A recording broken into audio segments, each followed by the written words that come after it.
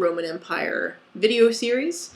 This one is going to talk about how Rome changes from a republic to an empire. So one of the reasons why this happens is because there's a growing social discontent in the Roman Republic. As we talked about in video 2, the different social classes are going to continue to clash with one another.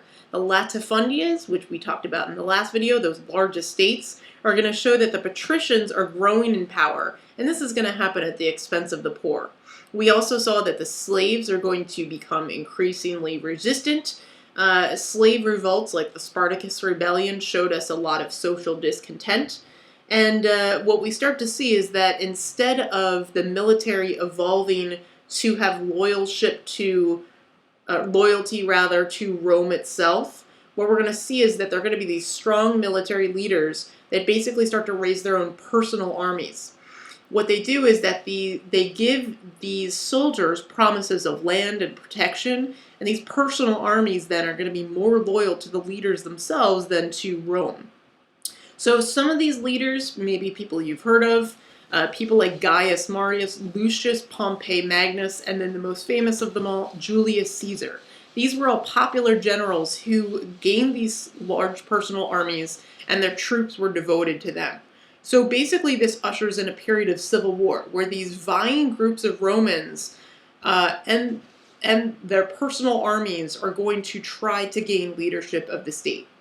The result of this is that Julius Caesar is going to gain more and more support of the common people of Rome, the plebeians. Now, Julius Caesar was an aristocrat by birth, but he was very popular among the plebeians. And what we're going to see is that eventually Caesar's armies become large enough that they overpower Rome's representative governments.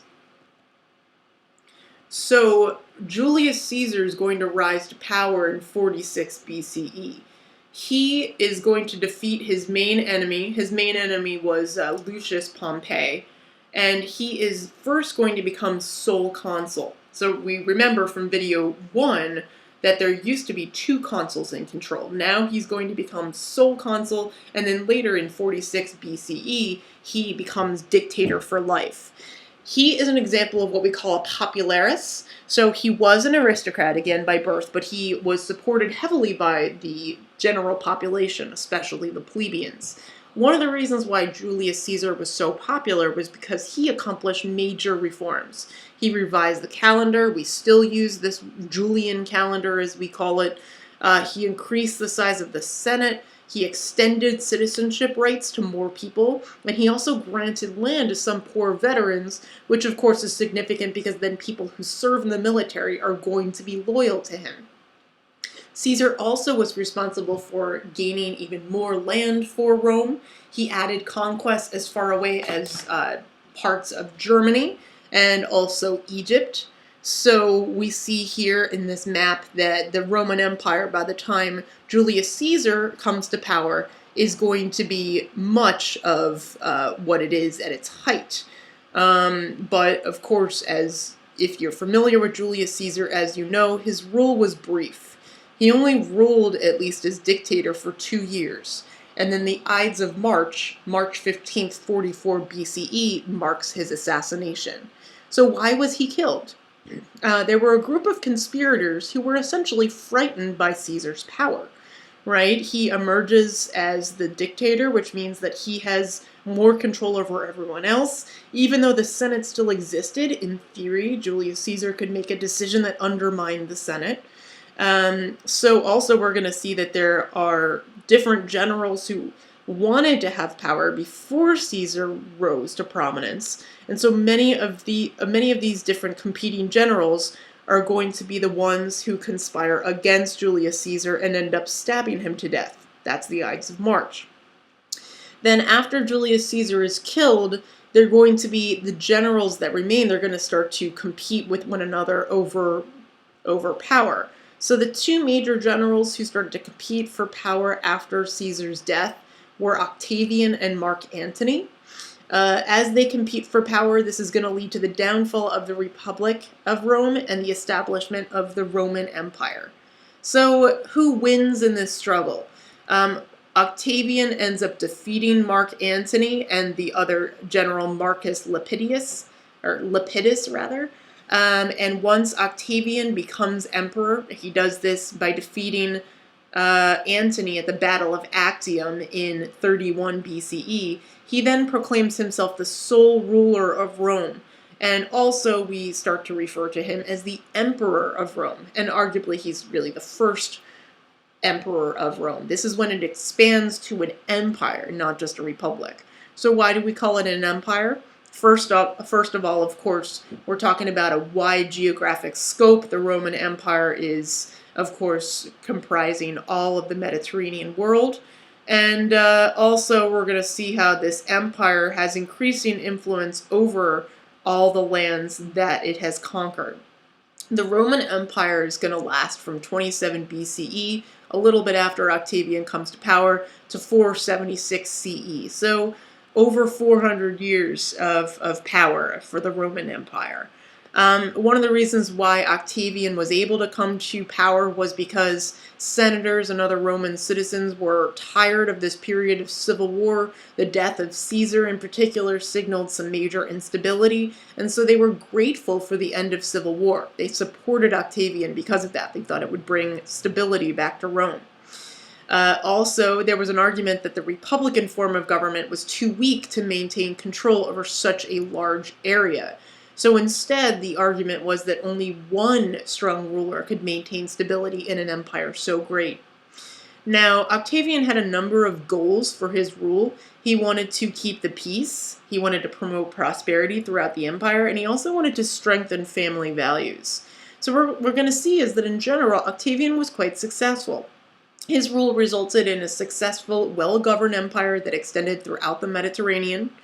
One of Octavian's most famous quotes was, "I found Rome a city of bricks and left it a city of marble." So think about the idea that he is also responsible for building some of the great infrastructure that existed in Rome. And over time, Octavian is going to call himself Augustus or Augustus Caesar. Okay, so first off, this obviously connects him back to Julius Caesar, but in addition, Augustus was another way of calling him majestic. And when Octavian comes to power, his rule and the next 200 years after that were referred to as the Pax Romana, which is another word for the peace of Rome. So there's going to be this long period where Rome is experiencing widespread prosperity, wealth, and peace. Other things that Octavian was responsible for, he extends the network of roads throughout the Roman Empire, and this facilitates trade. He also makes it so that Rome itself is better defended. He builds fortresses and walls to protect strategic cities and transportation points. And so we could see Octavian, or Augustus as he's also called, as one of the great builders of ancient Rome. So what we're going to see is that as the Republic develops, there are going to be some societal changes that take place. In some ways, we do see a continuation of the hierarchy that we saw in the Republic, but there is some upward mobility that's possible for certain people. So a new class is introduced, the equestrian class. We tend to think about equestrians as horseback riders, right? The equestrian class was based off of property value. So if you were a male citizen who had a certain amount of property, it was 400,000 sesterces, so basically a pretty significant estate, you could become an equestrian. Equestrians could hold positions of authority in government, but they were not as influential as those that were occupied by senators and their families. So it was sort of like an in-between. It was, you were not you weren't a plebeian exactly, but you also weren't really a patrician yet. But still, definitely a move upward for some people from the plebeian class. What we do see, though, is that the aristocracy is going to continue to grow. Augustus even decides to give a tax bonus for people of the aristocratic class to have more children. So we definitely see that still the aristocratic class is the most important. And so one could ask the question, well, how are the lower classes kept in line if the upper class is continuing to grow in importance? Some of the ways in which this is accomplished is by the power of distraction. These people oftentimes were pacified by what we call the bread and circus programs. In other words, the lower classes were given free grain, and also they were entertained for free by the empire. So things like the gladiator shows that are some of the most, significant generalizations of Roman culture, these were things that were designed to make the lower classes happy, right? They would go to these major locations like the Colosseum. They would watch slaves fight against one another, and they would be fed at the same time. And it would also be a reminder, if they're watching slaves fight, it could prove to them that even if they were not patricians, they were still better off than the slaves. And what we are going to see is that slavery is going to continue to increase as the large estates, the latifundia, continue to grow, and also businesses are going to continue to expand. Just like before, during the Republic period, Greek slaves were still in high demand. Many of them also served as physicians and teachers, and this is going to make sure that the Greek culture continues to be spread to the Romans. Occasionally, slaves could buy their freedom, which made them this new class called freedmen. Okay, so they were still definitely plebeians, kind of on the lower side of the plebeian class. And slaves who ran away were punished by getting branded on their forehead. They would get a big letter F written on their forehead, which meant fugitivus, or fugitive. So, Roman women, what we are going to see is that when Rome evolves from a republic to an empire, women are going to see some more rights. So, for example, they do gain the right to divorce. Many upper-class women did divorce in the more tumultuous times. For example, when Caesar was ruling before his assassination and Augustus's takeover, some women decided to get divorced when their social status was in question. Women also got some more property rights. New inheritance laws allowed them to gain and keep control of property that they inherited, so that was an improvement for their status. Women also were able to attend social events in public, and they were treated as near equals to men in these environments, so women could go to those gladiator shows, for example. Women also could run businesses. And so this shows us that even if they don't have political influence, they still can have significant economic worth. So they're not quite citizens, but they still could contribute to the greatness of the Roman economy. And we also even see in Roman histories and literature, there are references to strong and educated women. So we could argue that therefore Roman women had more of an influence than women in the Hellenistic world or in India or in China, for example. Again, like I said with the Republic period, one of the easiest avenues for independence for women was if they were widowed and if their father was dead, because then they inherited all their property and they were left to handle it on their own. Roman law, we already talked about the importance of Cicero's writings. Now what's interesting is that Antony, before he was defeated by Augustus, engaged in these purges that killed many Romans. Cicero was also sometimes criticized for his interest in some new religions to the empire, like Judaism, for example. So Cicero was actually killed off in the more tumultuous period of Rome, but still the legacy of Roman law continued to spread throughout the empire. So one of the best examples of this is that Paul the Apostle, who we're going to talk about more in the video on Roman religion, actually is brought to trial, and he insists on going to Rome for his trial because he was a citizen of Rome. And because of that, and because he is not punished after this trial, we're going to see that the Christian church is actually going to increasingly expand its influence in Rome.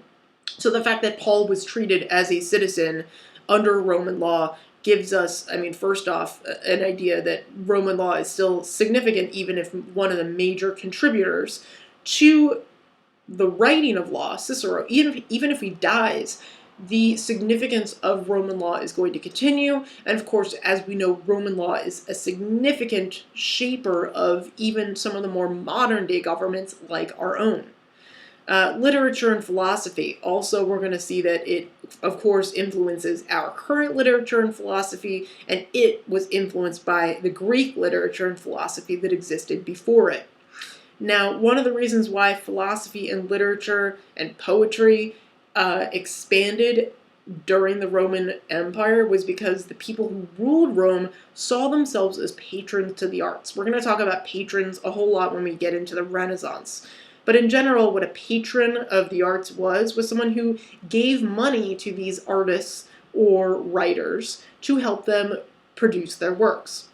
So Augustus, for example, definitely saw himself as a patron of literature, and he gave financial support to some of the more famous writers like Virgil and Ovid. We're going to see also that some of the early Roman writers were heavily influenced by Greek traditions. For example, Roman poets actually still use the forms of poetry that were laid out by Aristotle. And then we're also going to see that there are going to be some Greek ideas that lay behind some of the new Roman philosophies. And there are two major Roman philosophies that start to evolve that have Greek roots.